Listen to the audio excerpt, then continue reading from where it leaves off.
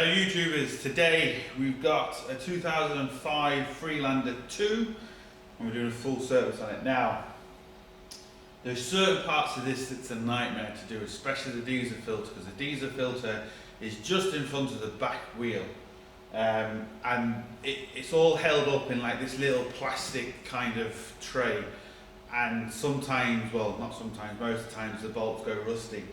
Now I think I've done this one before and I think I've replaced the bolts, I can't remember on this one, but they can be a nightmare because the bolt just, the head just rounds and you can't take it off, you have to drill it in. It's just an absolute nightmare. But before we get into that, we're obviously going to do the bits inside that we can do easy rather than doing the hard bits first. So we'll crack on. Right, so the first thing you want to do, like in all services, is make sure the engine is nice and hot, so the oil is nice and thin and all the crap kind of goes to the bottom. So you need to leave it running, get it nice and warm, take it for a drive, whatever the case may be. The engine's nice and warm on this, so we're basically good to go.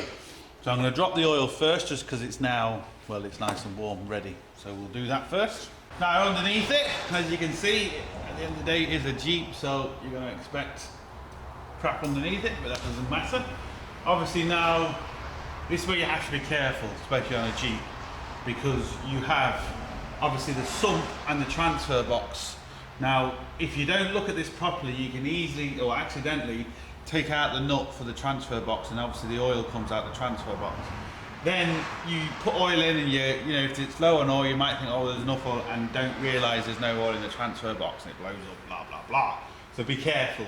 Obviously you got the gearbox this side. Now the sump, I know that might sound stupid, but if you only quickly look at it, it's very easy to mess these two nuts up, because they're not, as you can see, it's only the width of my hand, it's not that far apart from each other. But obviously this is the sump, so this is what we're going to whip off. Looks like 14 or 15 mil. Was 15 mil.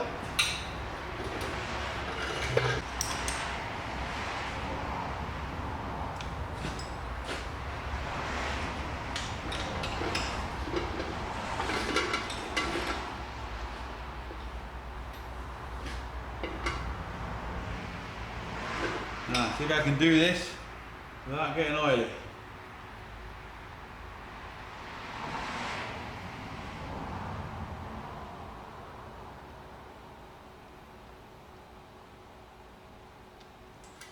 And I have. Now, obviously you're not able to really see on camera, but that oil is obviously quite black and thin. So it's good that it's obviously being changed.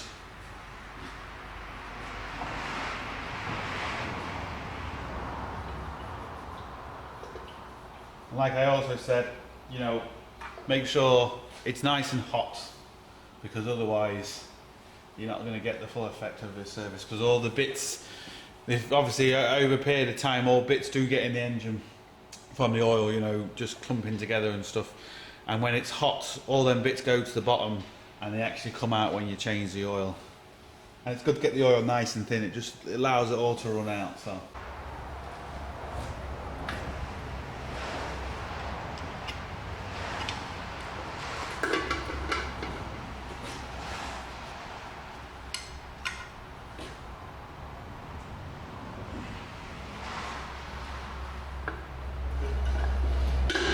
now it's always a good thing just to wipe the nuts, because obviously once you put fresh oil in it and the new oil filter, it's always best to start the engine and double check, make sure nothing's leaking. If you've left kind of oil around here, you don't know if that's old oil or new oil, so it's always best to give everything a good wipe to make sure it's definitely not leaking.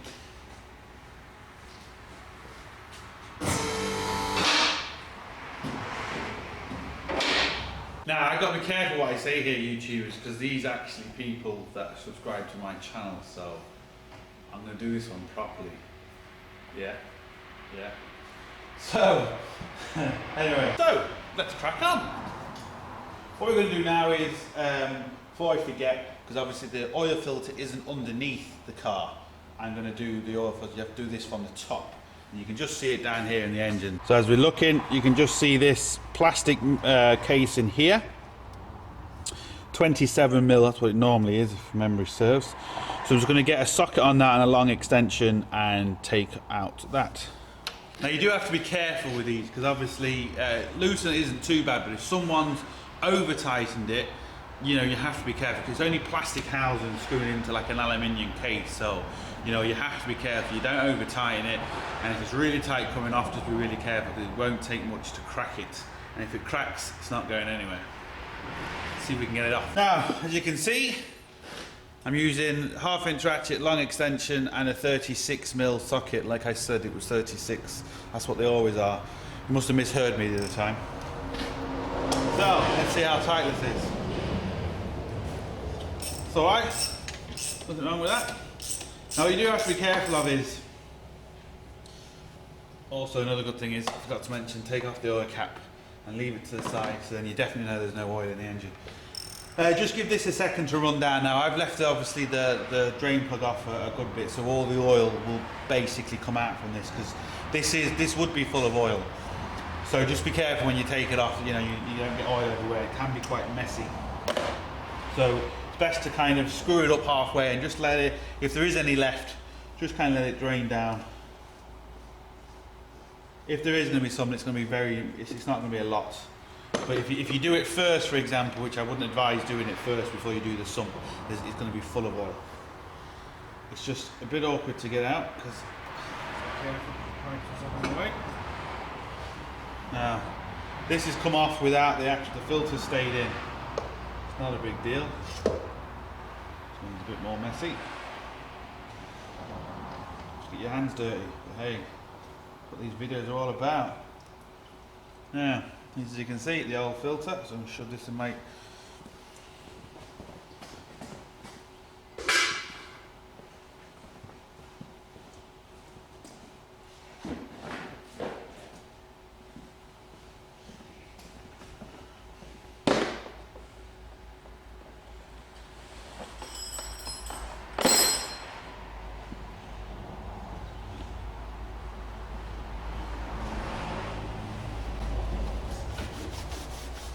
now, so you're all white, you don't want oil left on your paintwork. See, I'm doing it properly, look. Thumbs up my video.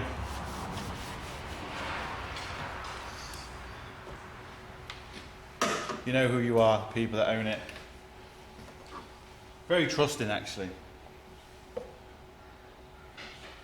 I wouldn't trust me.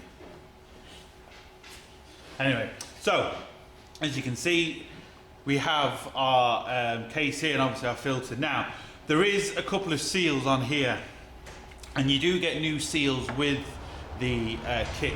But to be fair, providing it's not leaking and when these seals are good, you don't need to change them, because sometimes when you change them, sometimes I've come across where they're not exactly the same. They're either too big or too loose, and it can cause serious problems. So if you really don't need to change them, personally I wouldn't bother. If they are leaking, obviously change them, but you know, they don't really get a lot of abuse. It's only when people really start putting screwdrivers and stuff in them do they really get damaged. So anyway, you slide this down, make sure it's clipped in, you just hear that little clip there, so it obviously can't come back out. And you just literally put it back down the hole, screw it in. Can be a bit tight, you just want to make sure you don't force this down now. This should just go down, doing it by hand as you can see. This should go down all the way to the last turn really, before you have to get the actual socket on it. Now, that's gone down a good bit. Yeah. Wasn't hard, wasn't difficult. Same again, tighten it. Now, what I like to do when I'm tightening anything like this is just keep going until obviously it gets tight. Now it's tight. I'm not going to use the end of that, it's just too hard, so I'm just going to always I put my hand in the middle in this case and just give it half a turn. I'm not going to do that, put my hand right at the end of the ratchet. You can see that, because you're just putting too much leverage on it. If you do that, you're just going to put too much leverage on it. You don't want it too tight. Obviously you need it tight enough. So that is absolutely fine. Now what I'm going to do is, I'm going to put the oil in. The reason I put the oil in now is because at least then I know it's done. Because I have seen in garages before, people forget, they turn the engine on, of course there's no oil in it, and you won't know straight away. I've even seen people forget to put the sump nut on, and pour oil in, and of course oil goes over the floor. So it really is kind of easy to forget you've done these things, believe it or not, especially if the phone rings or something like that. So basically, when you take something off, always make sure you put something back on, you know, when the oil comes out. Kind of do that regardless, so then at least you know where you're going. Take the oil cap off first. I forgot to do that, but take it off first. Leave it to the side, so when you look at the engine, you know you've got no oil cap on, you know there's something not right. And obviously the next very important thing is make sure you put the right oil in. It's very, very essential. Now, depending on where you live and depending on your climate, there's different oils for the same vehicles. If it's hotter or colder climate, there is slightly different oils. Now, what I'm putting in this is, you can put 530 in this semi, or you can put 1040 in this. And I'm putting 1040 in this semi-synthetic. It's really good, top quality oil, and it is oil for these Land Rovers. So it's a BMW engine in these, I believe. Could be wrong on that, but I'm sure it is. So I'm going to put 1040 in this because obviously this is a bit of a workhorse, and the slightly thicker oil is just going to help. If it was more driving on the road and not really using it as a Jeep, then the 530 is going to be fine. But for this climate, for what they particularly use, 1040, really good quality 1040 Land Rover spec is going to be absolutely fine for this. Not sure how much it takes, but I know it takes a good gulp. So what I'm going to do first, I'm going to put 4 litres in it first, because I know it needs at least that. I'm going to obviously check with a dipstick then, before I go anywhere else. This is our dipstick. Now, and there, so it focuses in. You've got the minimum mark and the maximum mark. As long as when I start the car, the oil is in between these two marks, I'll be okay to start it. Then obviously once the filter takes its oil, it's going to go down, and then you re-top it up. So basically don't just put it up to the mark thinking, okay, that's great. Start the engine, because the oil filter will take some oil, and depending on the car, it can be up to over 1 litre of oil. So, you know, you need to make sure everything's full, so you need to double check it. So I'm going to put 4 litres in this first. I know that's enough. I know it's not too much, but I can't remember how much more I'm going to need, so we're going to do 4 litres first.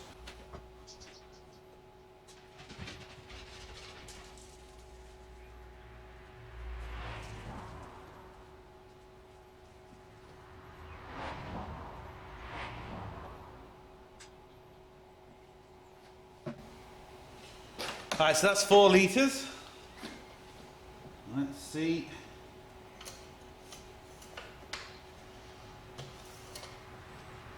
Now, as you can see, we're not even on the bottom mark. So what I'd advise you to do now is just put 1 litre in at a time, because it's always easier to add more than it is to take away. It's the 5th litre.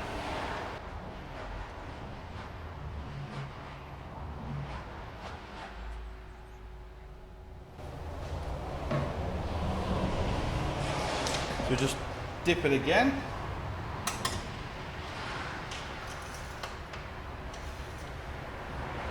Now, as you can see, we're basically just below the top mark.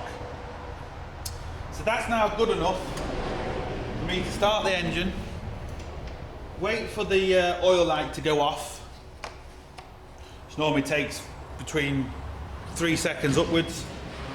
Leave it running for another 10-15 seconds. Let it turn it off, dip it after about 30 seconds.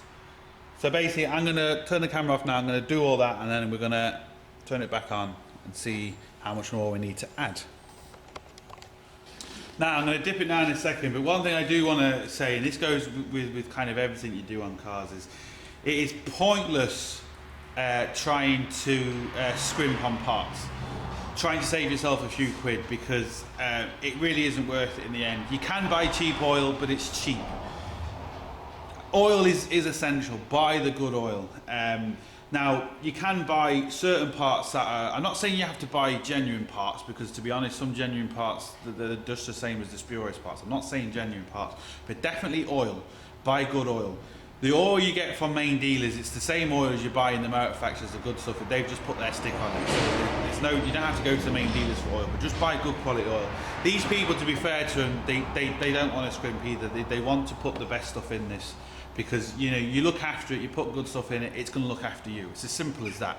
You know, it kind of goes without saying. I realise it's down to money now and stuff. You know, people don't have a lot of money, but at the end of the day, your car is so important. People don't realise how important the car is until they haven't got it. So put good stuff in it, like these do. It's going to look after you. You'll look after it. Everyone's a winner. So I'm going to dip this oil now. It's been left for about 30 seconds or so. I need to put more oil in. I'm guessing around about 1 litre, but we're going to find out now. So I'll just give that a wipe.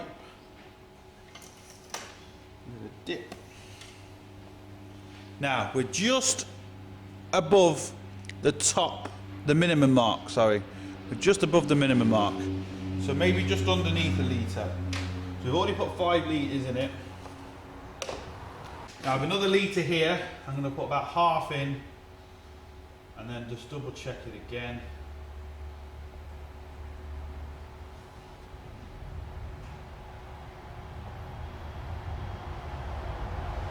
It's about half in it.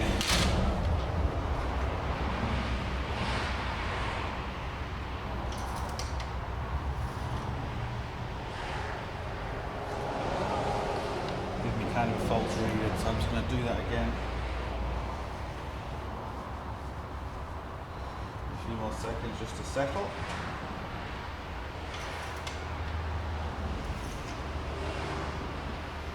Now, as you can see, well, depending on which side you look at, we're just in the middle. Oh, sorry, I wasn't looking at the camera, so we're just in the middle. So I reckon the rest of the oil is about 6 litres. Because this is a 2 litre engine, so obviously the bigger engine do take more oil, kind of goes without saying.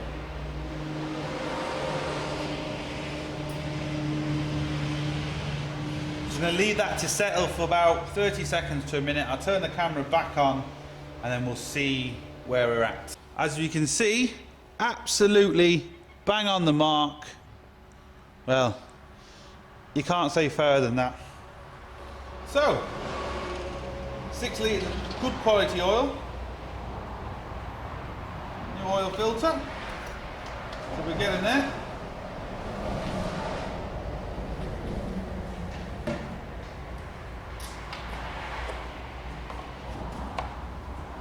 Oh, next. Next I want to do the air filter. And even the air filter on these is a nightmare. Now, for the air filter. There's a couple of 5mm Allen keys. Now again, you have to be careful. You have to make sure the Allen key is right down the hole. You don't want these to round. And hopefully they haven't been over tightened or anything like that.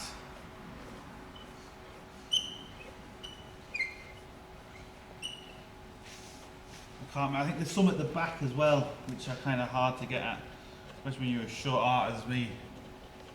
That's the problem we're working on some Jeeps. A nightmare to get to. So.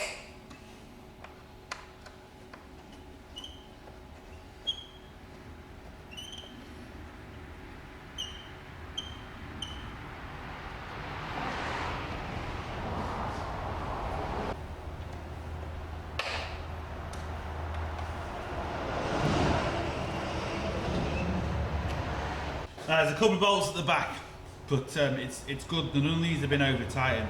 So whoever worked on this Jeep before did a good job. I like him, whoever it was. Anyway, now trying to get to these back two there. They are awkward because this Allen key basically isn't long enough. So what I'm going to have to do is I'm going to have to get my ratchet out, put an Allen key attachment into it, and a long extension, and try and get to the back of these. And once I get it out, I'll turn the camera back on. I have to take off this as well. I'll turn the camera back on and I'll show you. It'll be too difficult to see on camera, but I'll show you where the two bolts are once I take this thing out of the way. Right, YouTubers, I just need to calm myself down for a minute because this is what really pisses me off about the car. People think, oh, it's only 4 bolts, you'll change that in seconds. I don't know why car manufacturers do this, and fucking BMW, fucking rain, all of them, they're all doing it. It's so annoying. This is the air filter box. Nothing special. 4 bolts. 1, 2, 3, 4 down here. Now these two at the back, the completely underneath the engine, so underneath the actual firewall of the car, so you've got no room. You know, this is the car here. This is where the firewall comes under. This is 3 or 4 inches underneath it. You've got no room. You can't get at anything, and they're Allen head bolts. Now, if you put the Allen key or anyway slightly wonky in these, you're around them. You can't get them off. It's took me over half an hour to get this off. It should only take seconds. Absolute seconds. Stop using Allen head fucking bolt. Why can't you just use a normal 10mm head? Why? Why not? It was so much easier. Even if you can't get to it like that, it'd be so much easier. It wouldn't give fucking problems. Stop it. Anyway. Now, finally got to the air filter. Obviously, old one, no good, as you can see. New one, nice white and shiny. Now, they do, as you can see, there's like a little nipple, oh, I said nipple, sticking out. So there is like, you know, this can only go in one way. So you need to get it the right way. I'll show you now on the car. So, let's put this in.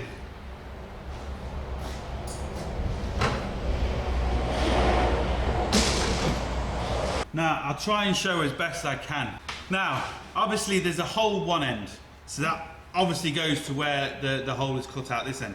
But as you can see, depending on which way you turn this, that little nipple is either at the top or the bottom. And it needs to be at the bottom because you can't see it, but once you're doing the car, you can see a little cutout in the plastic where this little nipple basically sits on. And it's very simple. It just goes on. That's where being short is a problem. So, just in case I'm doing a bit of wiggling, make sure you get the actual I'll show you on camera, hopefully you'll see it a bit better. Now, that's the little nipple that's resting on the board, and then, as you can see, it goes into there. Just one of them things that takes so long, and it shouldn't do. Absolute nightmare, ridiculous. But anyway, so now what we need to do is get this back. And the only thing I can suggest is you really don't want to tighten these 2 screws at the back at all tight. Just give them a little nip, because to take them back off again. The other problem is they're a metal obviously bolts, and then the housing, the screw housing is metal, but it's sitting into a plastic cup, and it just catches water and they just rust in. And then what sometimes happens is the actual metal housing spins inside the plastic cup, so they'll never come out. You have to break them. They're just a nightmare. I don't know why they do it. It's just so frustrating. But anyway, we've got it done this time. So I'm literally going to shove it back.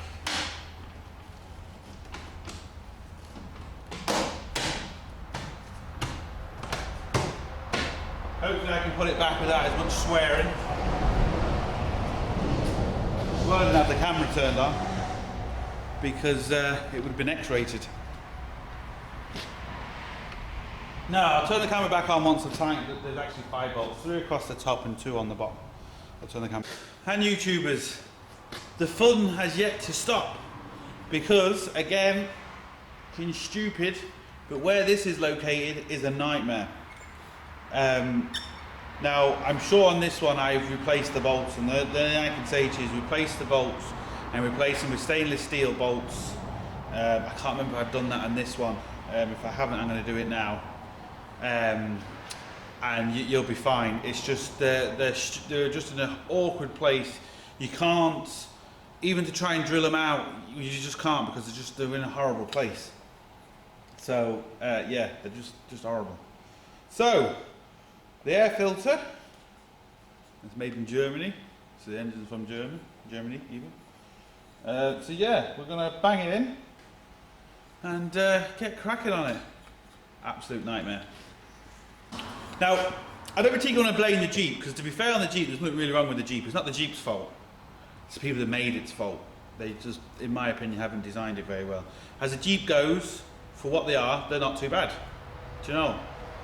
This one has to go up and down a kind of rough lane every day. They do a lot of stuff with horses and stuff. Does everything they needed to do. No problem with the Jeep. It's just the people who designed it. Bad people. Now, this is what I mean. Whoever thought this was a good idea, well, they need a bullet. I'm sorry, but they need a bullet. Possibly 2. Or even 10. Bit of overkill. Anyway, now, believe it or not, the fuel pump and the filter is behind here. Now, this one isn't too bad, because obviously you can see it quite easily. It's full of muck, but that's not a big deal. It's a stainless steel bolt. Good stuff. I know it's stainless steel bolt because I put it there. It doesn't come with a stainless steel bolt because they're fucking stupid.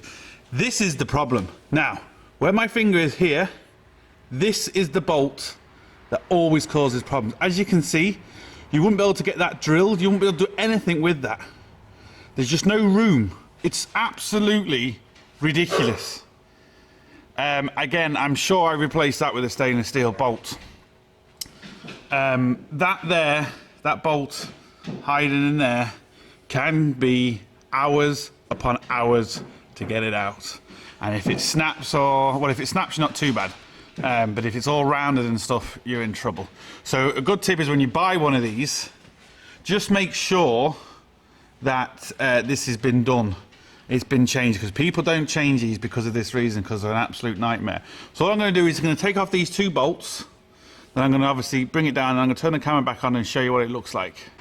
Now, YouTubers, as you can see, it's down, and it took me a couple of minutes like it should do. Believe me, it's not just me, but I bet there's a lot of people that have taken these off, and a lot of swearing and tool throwing has been happening, because they are absolutely fucking stupid. But anyway, so this, as you can see, we've got the whole mechanism in front of us here. We've got the pump, we've got the filter, we've got absolutely everything. The petrol ones have the pump inside the tank, but the filter is still on the outside. It's still here, basically. I can't remember exactly, but I think that's what it is. If I'm wrong, I'm sure somebody will tell me. But anyway, so what we need to do is replace the big long one here. It's actually very simple once you've got it off. There's just a clip at the top, at the bottom. You can't really see, but again, clip at the top. Where were we looking now? Clip at the top, and these little springs lift out, and the thing will slide out. It's actually, it's very easy. What you have to be careful of is all the little wires and stuff, and the pipes that are hanging down, because they can break and twist. So you have to be careful. Now, I am going to struggle filming this because obviously I'm only on my own, but basically, this is the special tool you need. As you can see, it's like pliers, but there's a big hole. There's a big hole in the middle of it, and these 2 tips at the end squeeze down in this clip, and see this little button in the middle? You got one there, and you got one on the other side. You need to squeeze down on both of them at the same time. See if I can do it now. At the same time, and as we can see, it releases the clip. Now, as you can see, it's released the clip. And without this, it's bloody difficult. So that's a neat little tool. Now I'm going to get this out, and I'll turn the camera back on, and I'll show you then. But we're halfway there. Now, as we can see, I've took this whole unit out because it's just too difficult to work underneath the car. I'd love to meet the guy that designed this, because seriously, I'd set the dogs on the fucking idiot. Anyway, basically what you have to be careful of here now is, I've had to beat the old filter out of that sleeve. It's all seized, even though it's plastic, it's seized within that sleeve. So I've got a big, basically, that lever bar, and I put it at the back and I hammered it out. It's the only way I can get it out. But what you have to be careful of is, on one end, you'll see, it actually says, the camera can zoom in there, or focus, it says out. This can only go in one way, and there's a little arrow here, look, also. So you have to make sure you get this the right way, and you can see on that one it says fuel direction, and basically the word out is on this side. So when I put the new one in, it's essential that you get the word out and you feed it in that way. So Let's see if I can kind of do this and see if this comes out. Now, got it out. Like I always say, just make sure they're the same. You can't see it, but I'm just basically making sure they're the same. Making sure the fuel direction's the same. I know that's right. So now I'm going to shove this one in. Hopefully this will go in. That one goes in quite nicely. This little stopper. So I know I've got that in right. This old one can go. And we'll basically put this whole mechanism back in the Jeep. Yeah. Great fun. Can't wait. I'm going to try and film this, but I might get in the way. But basically, all I'm looking to do is put the connection for the pump on, so the power for the pump. This is the connection for the top pipe here, and then put the two pipes. Well, I can actually, sorry, thinking about it. The first connection is internal. So the first connection I can actually put on. You can see that, hopefully you can. I can put that on now. You hear that click? Now, I need to basically fit this back up without getting in the way, which is the difficult part, without getting in the way. So what I need to do, I'm going to have to get that in first. As you see, they just click in nice solid clip.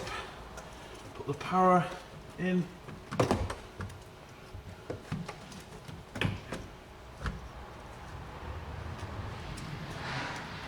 Again, nice click. And then the next one, what I need to do first is I need to try and wedge this in. Now, it's holding itself in now. This is very messy and it's just a nightmare. Stupid, really. I don't know why they do it like this. Now the last connection, I don't know if you can see this, I can't see the camera because the light's blinding me. But hopefully. Now, you want to double connect and make sure all your connections are good. Now, what I'd advise you to do now is, don't bolt that back up yet. Basically, test it, turn the ignition on, because you don't need to bleed this because the pump will pump it through. Make sure nothing's leaking. Make sure a vehicle starts. Once you've got all that, then put this back. Because basically you put all this back and then it leaks, you have to take it all back down again, which is really frustrating. So we're going to check it now to make sure everything's okay and nothing's leaking. Now YouTubers, hope you can hear me. It's now running. So we're just going to check all the pipes and the connections. Nothing's leaking, so that's a good sign obviously. The vehicle is still running, so that's another good sign. Now you do want to leave this running for about a couple of minutes because it could still cut out, so just leave it running for a couple of minutes. Double check your connections, put the two bolts back up. So basically you've seen the two bolts, no point me showing you again. So I'll turn the camera on when we're going to do all the fluids and stuff, but we're looking good so far. Now there's one thing I want to get across as regards underneath that. I've seen a lot of them with only one bolt because people take the bolt off or it snaps and they don't bother replacing it. The problem is the thing vibrates then and all the wires and connections, they get frayed, they rub against each other and they break. So honestly, it's best to put both bolts back. It's a bad system, it's a stupid system, they could do it a lot better. But anyway, it's best to put both bolts back regardless, because it just makes life so much easier and it's gonna stop problems in the future.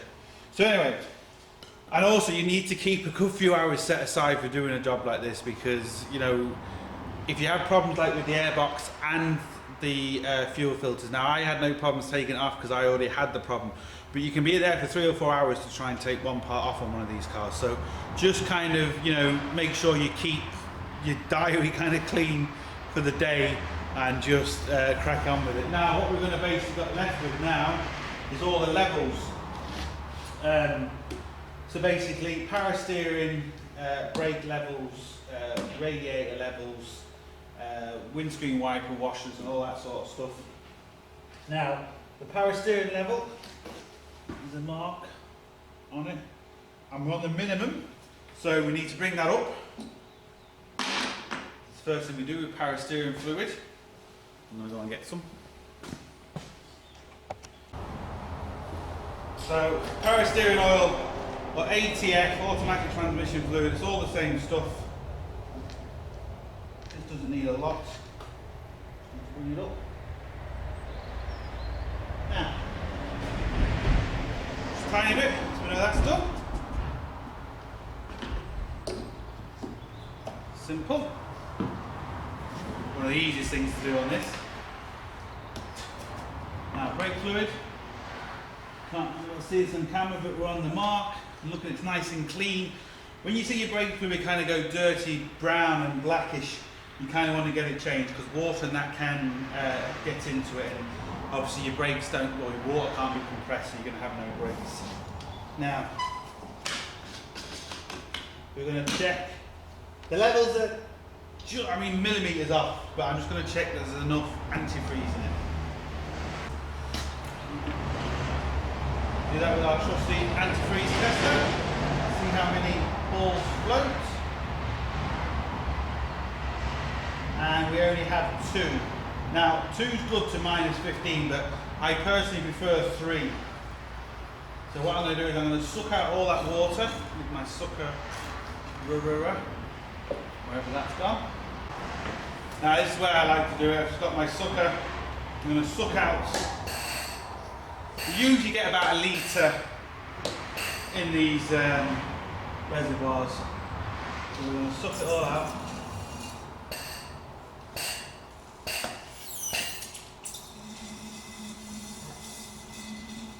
Now, I'm going to replace this now with pure antifreeze. Now, there's a discussion going on about antifreeze, and even there's a few comments in my videos and stuff. There's loads of different antifreezes, and there's loads of different people that make antifreeze. And unfortunately, depending on who makes it, they can be different colours, so you can't necessarily go off the colour.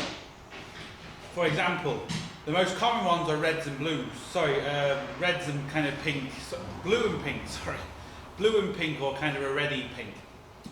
Now, again, it depends on the manufacturer. Tesco's, for example, do one, and it's ready to use, so it basically just pour into anything, it's ready mixed, but it's yellow. But you can use it on more or less anything. So you have to be careful. Basically, the stuff I've got for this is kind of a pinky reddy colour, and this is the stuff I've got that will work on this particular vehicle. So that's the stuff I'm going to put in. So you have to really, when you put in antifreeze, you have to really read the bottle and see exactly what you need for your car, or even read the owner's manual and you'll see which vehicles it is for. I'm putting pure antifreeze in this, that's why I've sucked it out. If you get the ready to use stuff, you're not going to have enough because it's already diluted. So I know I'm going to put about 1 litre of antifreeze in here, and I know another litre of antifreeze. We've got 2 floating, one was sinking slowly, but it was quite there. So I know 1 litre of antifreeze is going to sort me out on this particular one. So I'm going to bang that in, and yeah, we'll be more or less done. So, pour this in.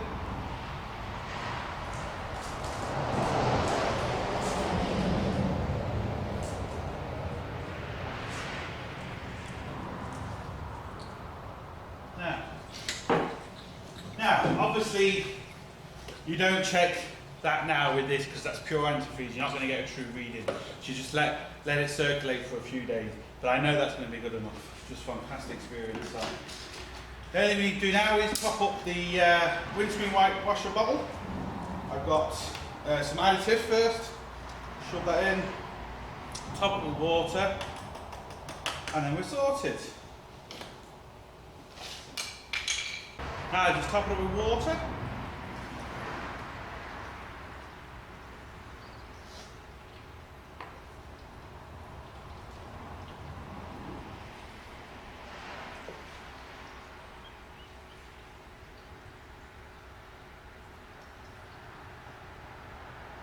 There we go.